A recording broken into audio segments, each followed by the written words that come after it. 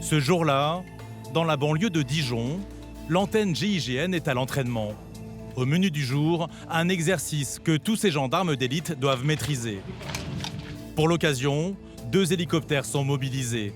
C'est Arnaud, le lieutenant d'expérience, qui dirige l'opération. Bon, le but de l'exercice aujourd'hui, les gars, ça va se passer en 3 temps. Dans un premier temps, on sera projeté par les hélicoptères. Dans un deuxième temps, on effectuera une dépose sur zone par corde lisse. Et sans marquer de temps d'arrêt, on procédera dans la foulée à l'investigation du bâtiment. L'exercice du jour, une arrivée par hélicoptère sur un bâtiment tenu par des terroristes. Aujourd'hui, c'est un exercice qui a pour thème le contre-terrorisme. On va mettre en œuvre la coordination, une arrivée par hélicoptère. On va jouer une dépose en corde lisse, ce qui reste quand même un geste technique qu'il faut répéter souvent. À bord des hélicoptères, 6 hommes. À 10 mètres du sol, ils doivent descendre sans sécurité le long d'une corde. À la moindre erreur, c'est la chute. C'est très important parce que c'est l'essence même de notre unité.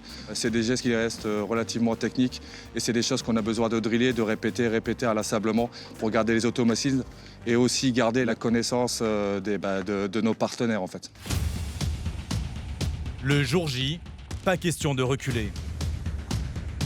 Dans l'unité, tous les gendarmes doivent connaître la technique pour ne pas mettre leurs camarades en péril quand la colonne passe à l'action.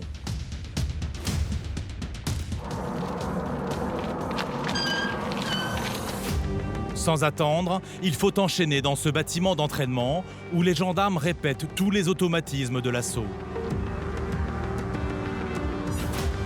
Le but, c'est de ne pas avoir d'hésitation, c'est les gestes qui sont répétés, savoir quoi faire, quand le faire.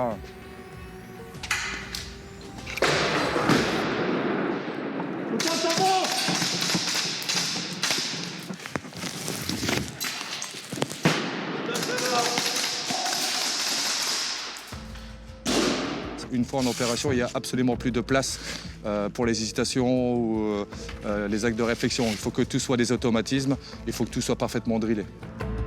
Pas de place à l'improvisation, car au moment d'interpeller un forcené ou un délinquant chevronné, le moindre faux pas peut coûter très cher.